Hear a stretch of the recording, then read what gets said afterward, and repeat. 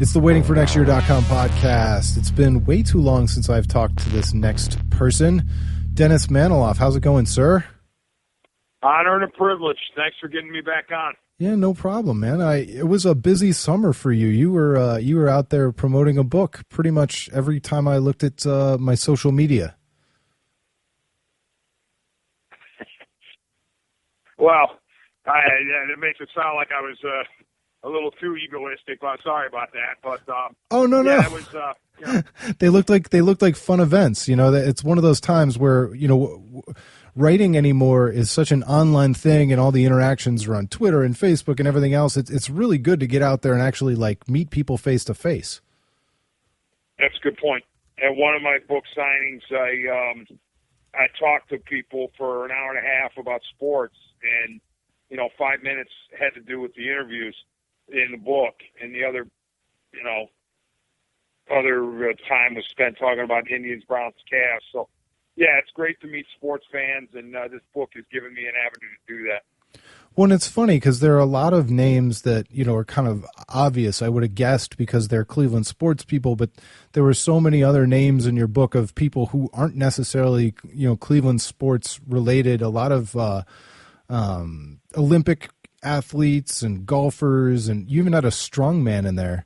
I didn't realize you talked to so many different people.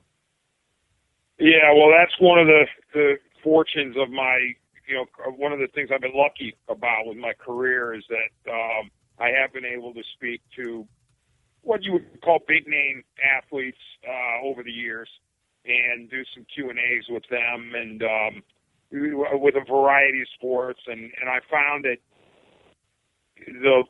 some of the sports that aren't as well known, I guess, as football, basketball, baseball, the access is better, so you can land these people if you try hard enough. And that's what I try to do with this book, is put together a nice variety for people. So even if they weren't necessarily a baseball fan, they can enjoy it because there's football and strongman and skating and gymnastics and basketball. So it was an enjoyable thing to put together. All right. So, and that was my next question, like kind of the deep dive. Anybody who's ever tried to put something longer together, was it fun to kind of go back through all these different interviews, or was it kind of a pain in the neck sometimes, or did you mostly enjoy it? Oh, it was absolutely enjoyable. Yeah. I would never complain about doing a compilation of favorite interviews because, I enjoyed, even the ones that weren't in the book, that weren't included in the book, were ones that I enjoyed, otherwise I wouldn't have done them.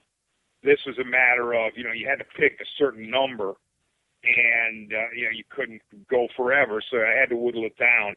But definitely enjoyable to go back and remember how the interviews went.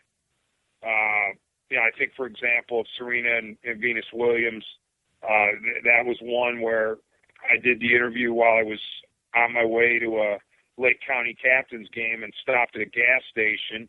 And, the person who was setting up the interview had told me earlier in the day that when the call comes in, you need to be ready. Okay. There's no wasting any time. That means Serena and Venus are ready to go, and you will interview them then and there, and that's it. And so the call came in while I was pumping gas at the gas station, and they said, "Are you ready?" And I said, "I guess so."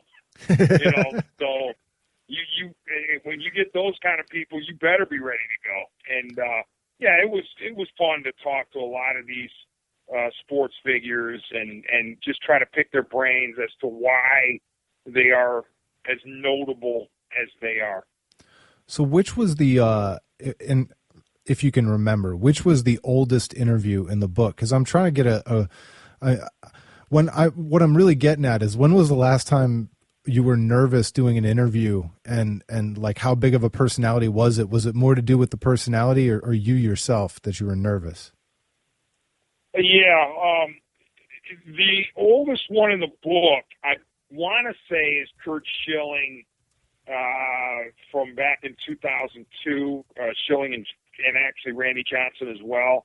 Is that when the Indians were supposed to trade for Curt Schilling? Yeah.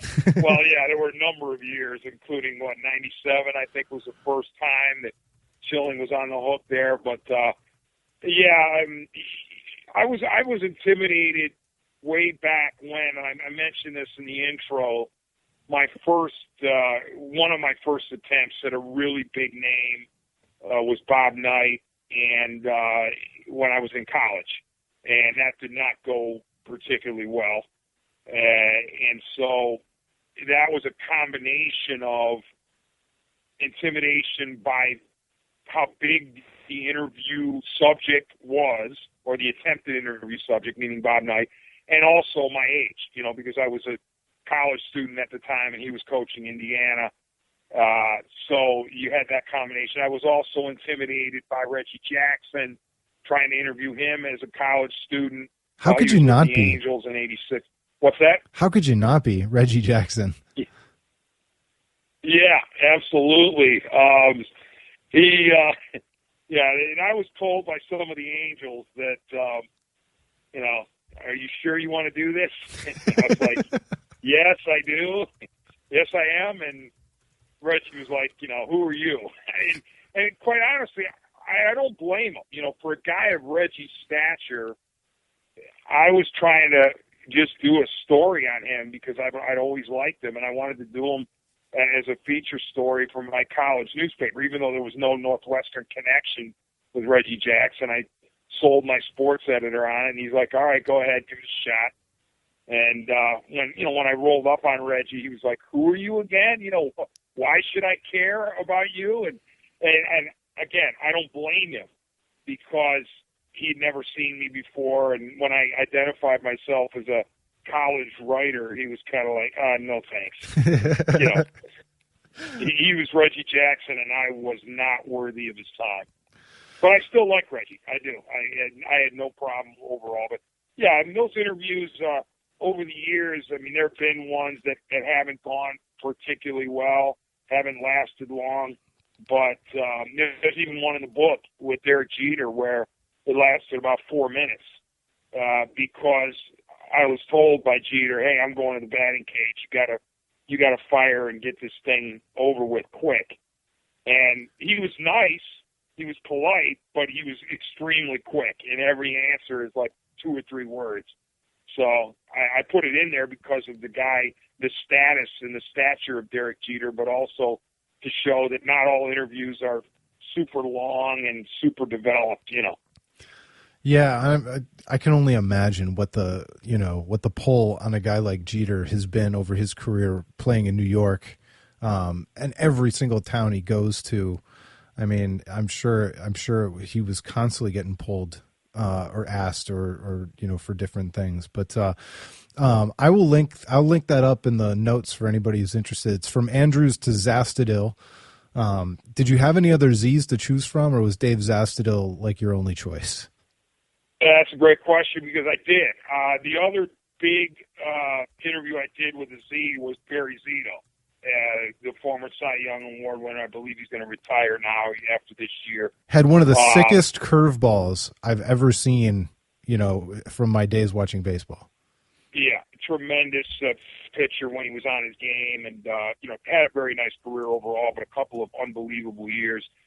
And he was tremendous. He was great to speak with, and I caught him at the top of his game with the A's.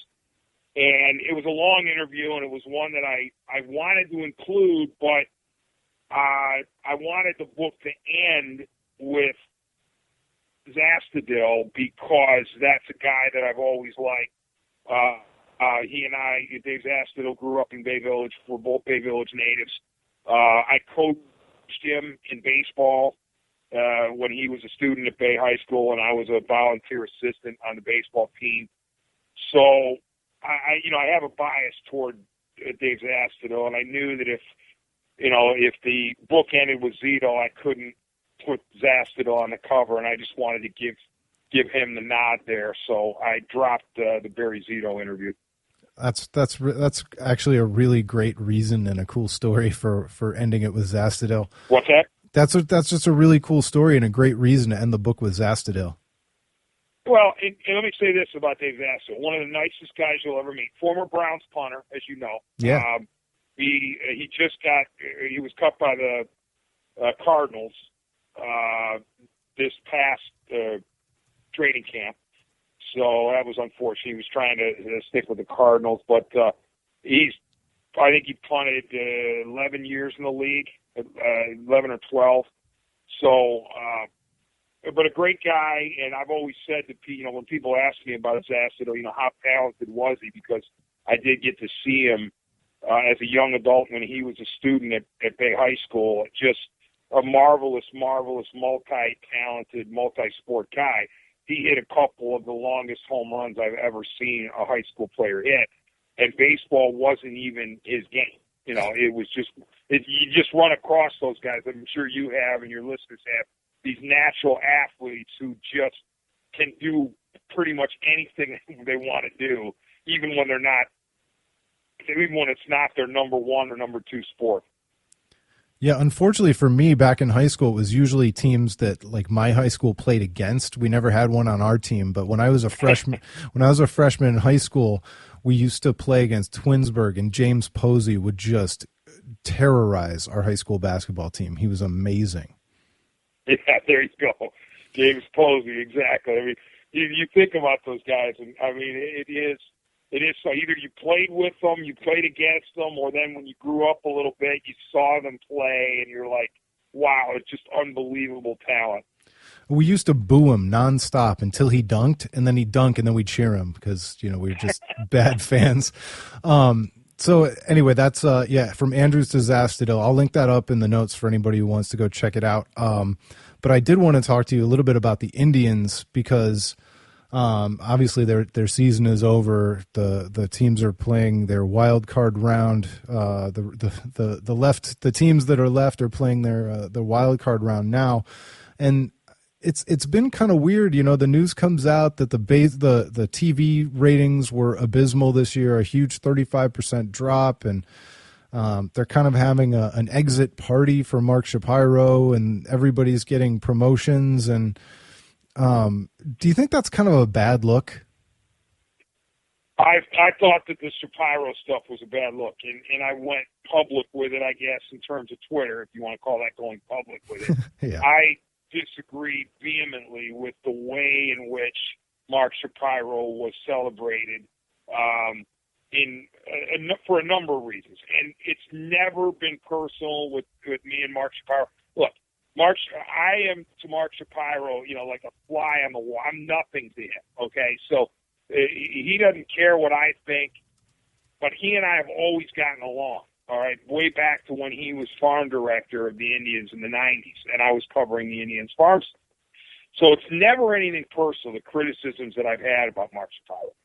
But my problems with his send-off were twofold. Number one, what was he being celebrated for? What exactly did Mark Shapiro achieve in his quarter century with this team, with this franchise? And number two, he wasn't retiring, and he wasn't going to a National League team. He's going to an American League team.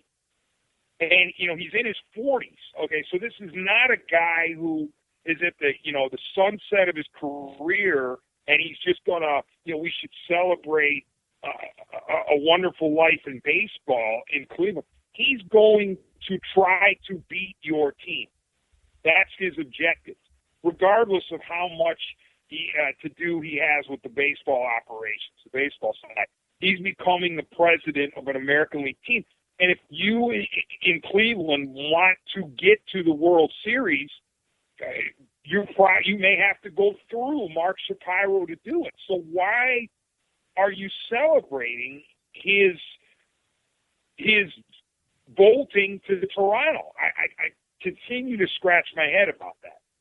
Yeah, and I guess some people, and I'm trying not to create one of those straw man arguments because I'm more with you. I agree with you, but I guess some people would say, well, it's the nice, classy thing to do or something. But I don't see it that way either. I think it's a really bad look, and I'm with you that he's going off to a team with who's emblematic of everything that I think is a problem for Indians fans with baseball and the differential in budgets and everything else.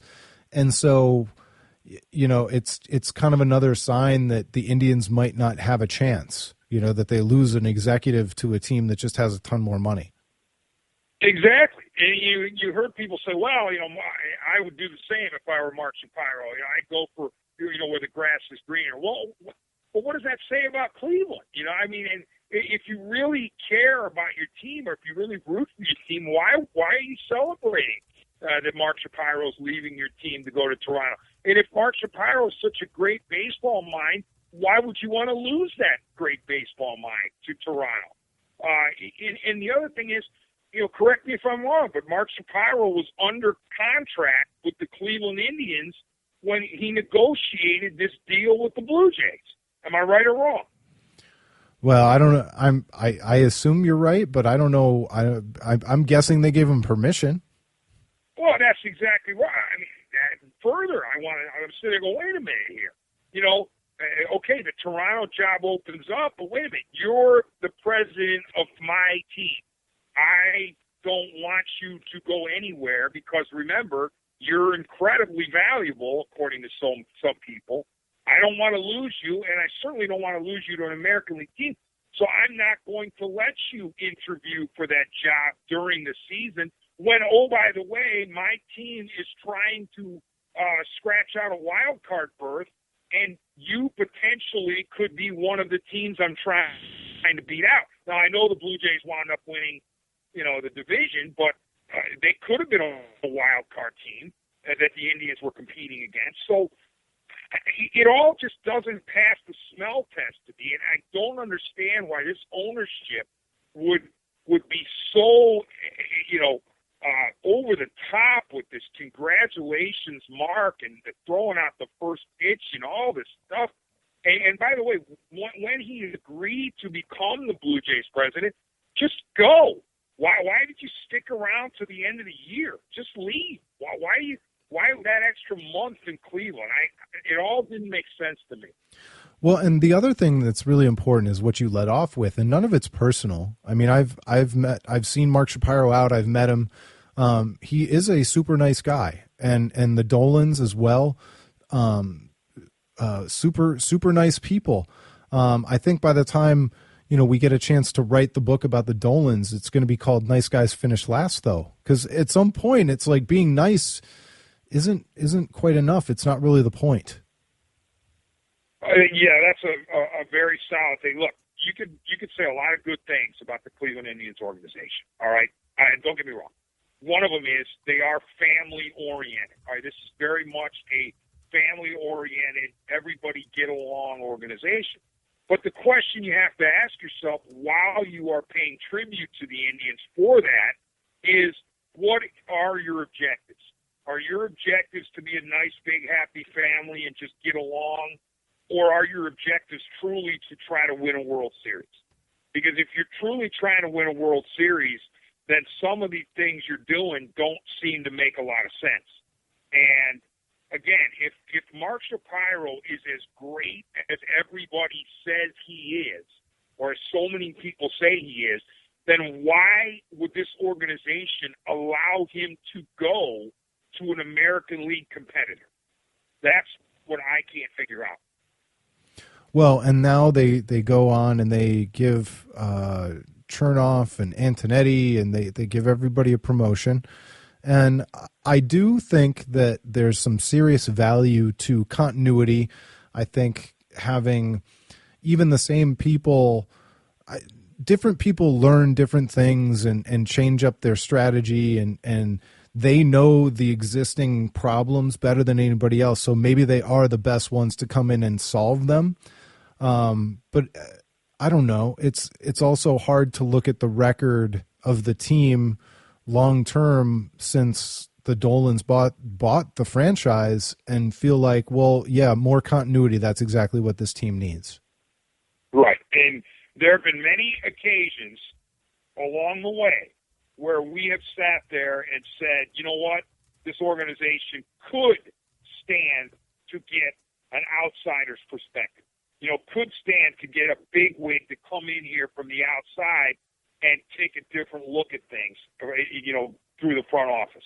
And yes, there is value to continuity, but I mean, at this particular juncture of the Cleveland Indians, I wonder, because you've got 3 years now with Terry Francona, who is a terrific manager, in my opinion, I think in yours and in most people's eyes. Terry Francona, a terrific manager. 92 victories the first year. Okay, that's wonderful. A great start to the Francona era in Cleveland. A wild card berth. Wonderful. All right. But it was incumbent upon this franchise to build on that, with the objective being get to the World Series and win it. Well, last year they take a 7-victory step back, go 85-77, didn't make the playoffs. You say, well, you know, it was still a winning season, but okay, I guess you want to be satisfied with that, but you didn't make the playoffs.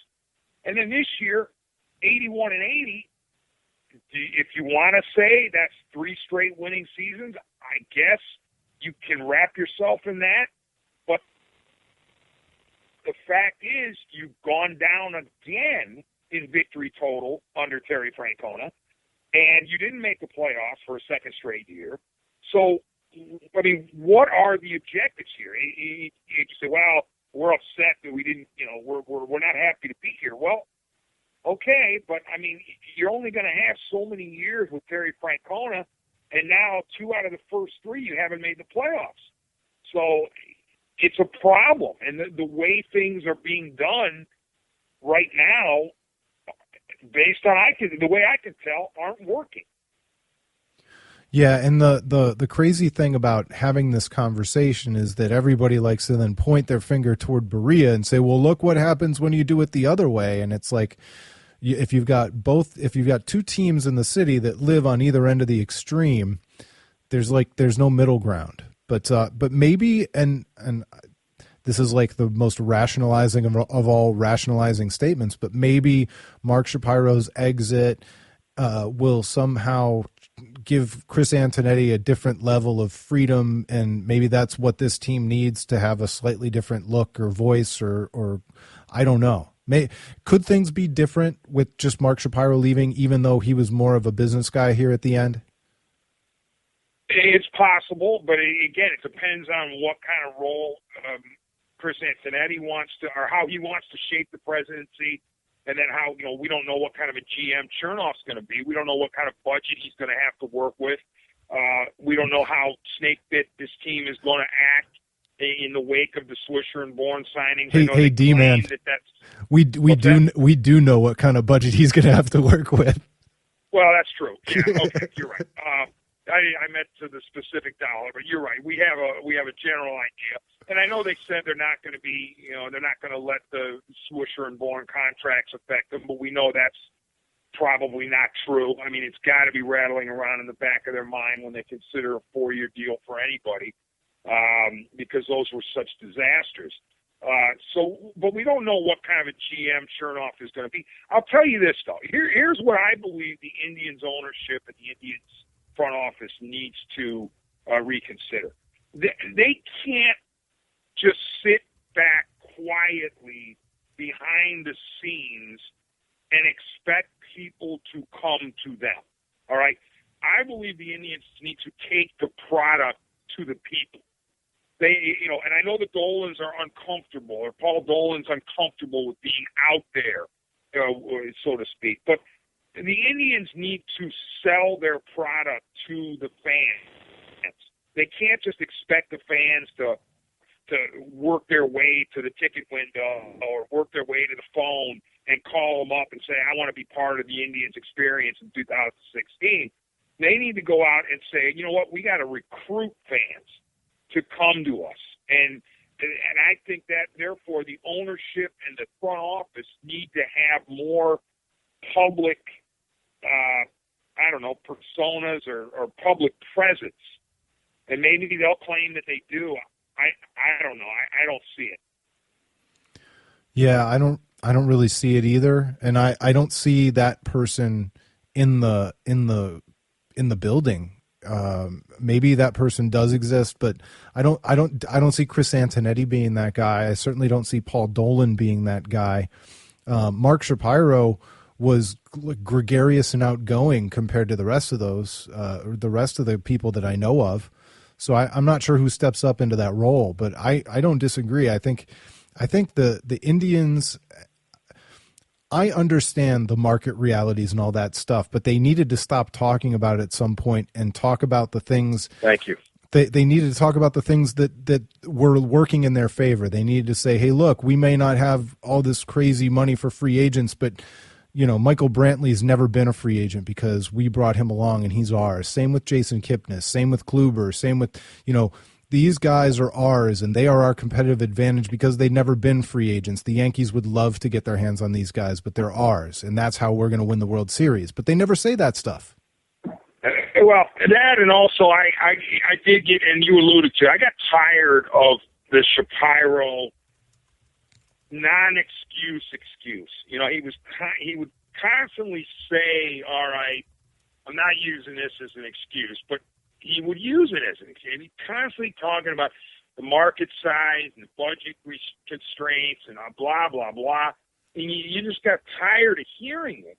And yeah, maybe it was true, but we don't need to hear it anymore. Just deal with it. And if you don't like the constraints, if you're upset and frustrated, then don't do it. Then don't do the job then. Go to Toronto.